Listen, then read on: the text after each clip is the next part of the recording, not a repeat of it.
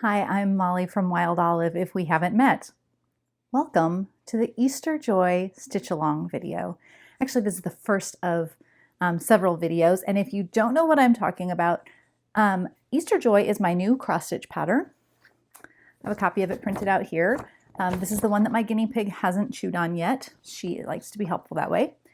And this is really just a way for people who want to stitch this pattern can do so together. So Easter Joy is a round pattern that has a bunch of different little like traditional Easter motifs around on it. And there's no pressure on this stitch along.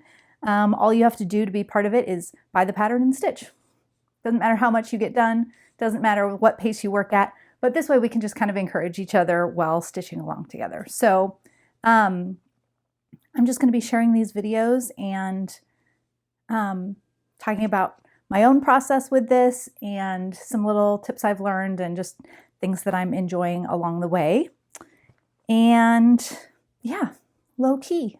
There will be a new video each week and similar thing. If you enjoy this, I have my Coffee Clatch, which gets videos like this every month. But yeah, we're just gonna stitch along together. And I'm gonna sip some coffee because I also did this with my Coffee Clatch, and I thought I would bring this to the stitch along. So here we go. Ready, sort of. First of all, I've already gotten started on my pattern.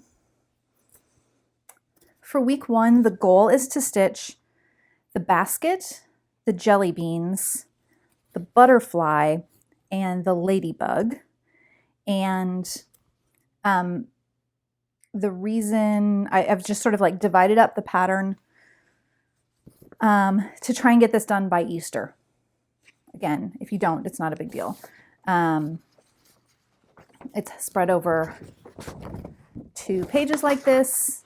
The goal is stitch like certain elements, and then you'll ideally have it finished in time for Easter. But if you don't, it's okay. This is just really for fun. All right. So to go along with this, I did make a thread card to attach your threads to, keep them organized. And that's a free download. If you want that link, just leave a comment and I will respond to your comment with the link to it. How about that? Okay, let me show you what that thread card looks like right now. So I have a habit of letting my embroidery floss look like this in my project bag. But the thread card that I made to go along with this stitch along, I make it for other things sometimes too, helps at least some. And so the thread just gets looped through the little holes on here. Let's see, let's find this darker purple. And I'm just gonna, it's a cut piece. Obviously these are ones that I've been working with. They're a little bit fewer strands already. Fold it in half. I take the folded end of the thread and I put it through the hole. Then you just take the other pieces, loop it through, and it will attach there. Here's pink for the next one. This is a fresh piece that I cut. By the way, the pattern itself lists how much thread you need approximately, and it lists it in meters. And a meter is a little bit more than a yard. Also, though, embroidery floss, DMC embroidery floss comes listed like it says on the package. I think it's, wait a second, here we have it. It's 8 meters. It's 8.7 yards, but 8 meters. So that means that you could take your skein of thread and divide it equally into 8 pieces, and then each piece is a meter, and that gives you kind of a good idea of how much thread you're going to go through. But you know, everybody stitches differently, so that's, you know, always make sure that you have enough. But really, with a lot of this, you won't go through loads and loads of thread. One skein is enough. One skein of each color is enough for this project. Okay, so I'm just going to get these on. Let's see. Sometimes if I have short pieces that I've used, you know, for other things that I've cut, sometimes I will attach them as well. You know, like I'll put it in the, also through the, okay, I went ahead and put the rest of these on, and now I'm going to show you how to remove a single strand. By the way, because these are about 1 meter long, or if you cut them to about 1 yard long, however you do it, a single strand will work for stitching with 2 strands on your cross stitch because you're doubling it over. So especially good for starting with the loop method. Okay, so you just need to isolate one strand like this. And if you're having a hard time, you can use your needle to do that. And then you just pull that single strand from there. And you can see I grabbed the loop of it and I pulled it through. And it releases from there. You do get a little bit of curl in your thread, but it calms down once you start stitching with it and running it through your fingers a few times. So that's ready to go. Set that aside, and then you can see this bunches up while you're doing it, but it also calms down. You can, if it tangles at all, it'll fix itself. And then usually, to try and keep this a little bit on the tidy side, I comb through that, and then I just grab all of the threads, wrap it like that, toss it in my project bag.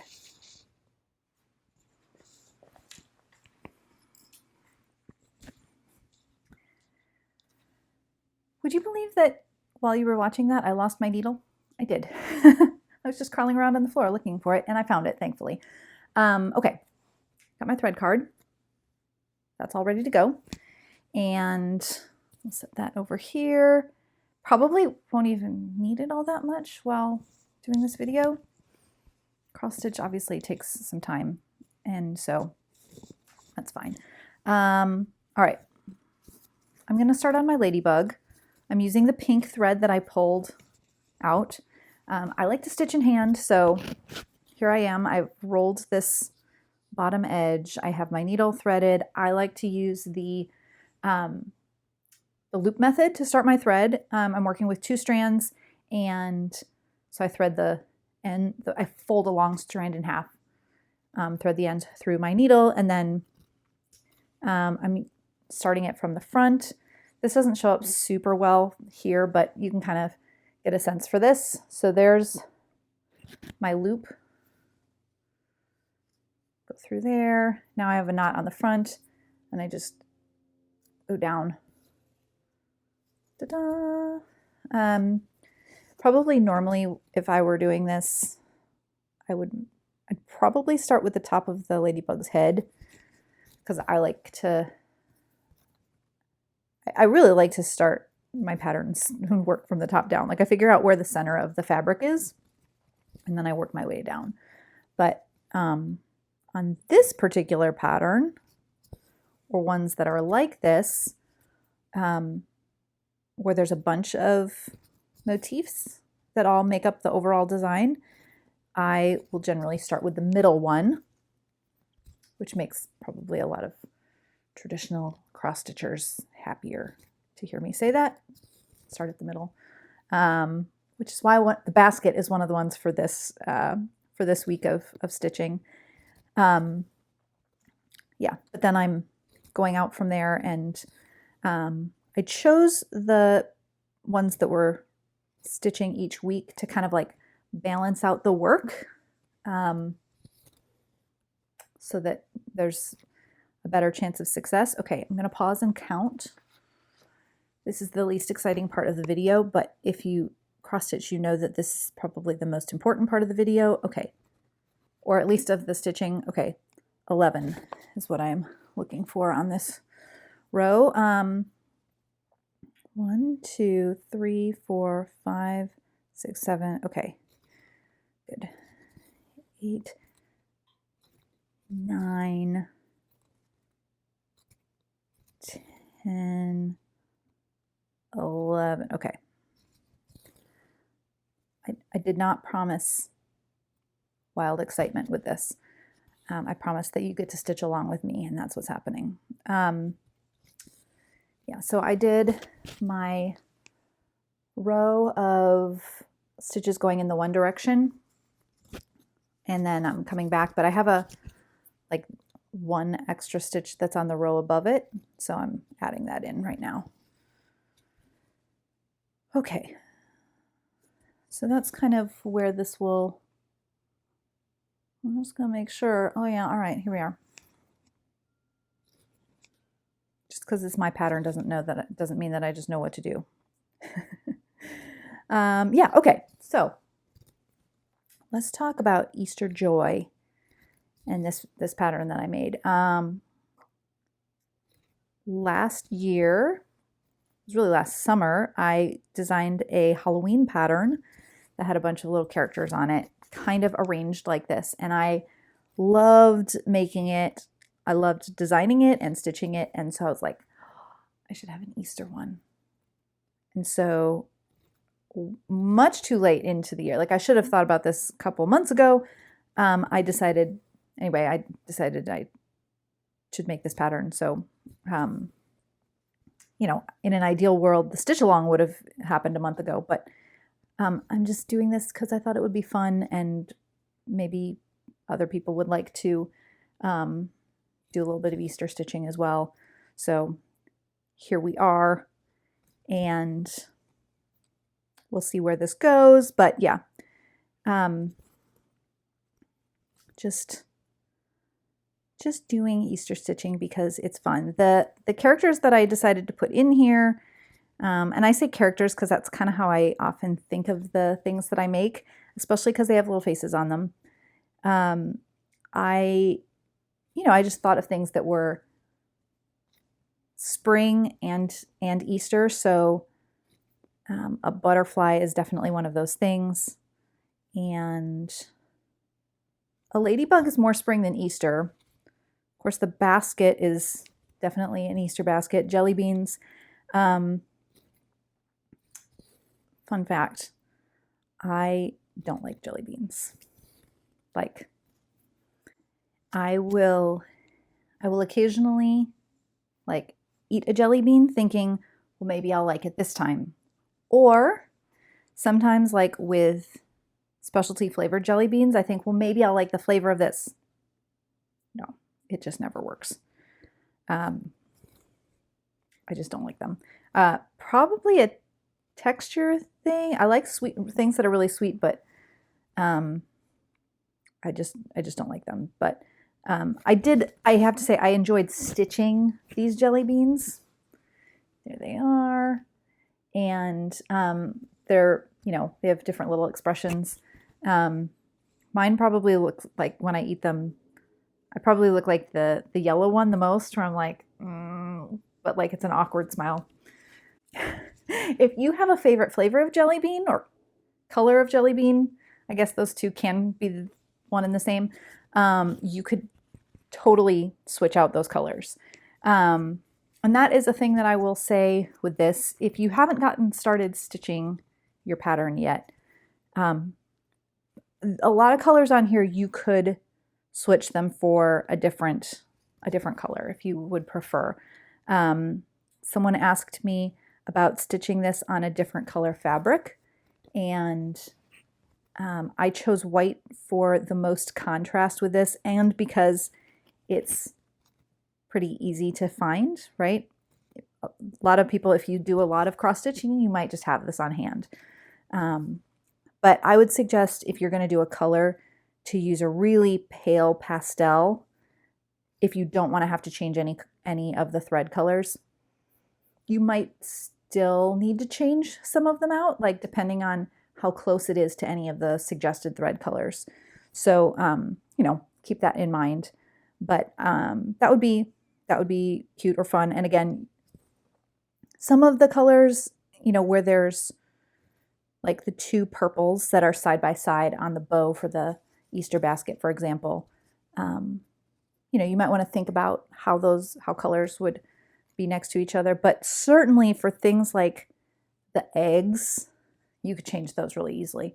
Jelly beans, change them really easily. You could also decorate your Easter eggs, add extra things. I decided to keep it really basic. At my house, we dye the Easter eggs really plain. So talk about that more down the road when we get to egg stitching. But I'm just upfront, like you could change out these colors if you want to. It would not be that difficult to do. So let's see, what else is important as we are still in the early stages of this? I don't know, just have fun with it.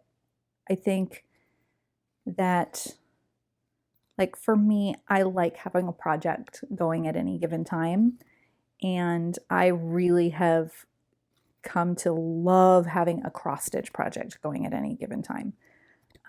That did not used to be how I was. I avoided cross stitch, and then I found that stitching in hand like this was really enjoyable for me, and it went a lot faster, and it made it possible for me to actually get projects done. I left so many.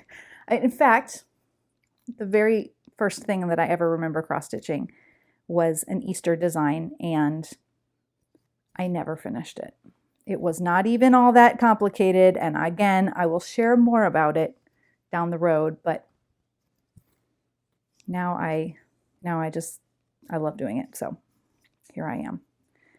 All right, I'm going to wrap this up so that it doesn't go on and on forever, but if you have questions about this pattern or about, you know, things you just want to know about Stitch Along or any of those things, leave them in the comments and I will respond. And again, share your projects. If you tag me in your projects, especially I'm most active on Instagram. I'm a few other places, but Instagram is what I would say. Tag me. I'm at Molly Johansson. And then you can also use the tag Wild Olive, SAL, for Stitch Along, Wild Olive, SAL.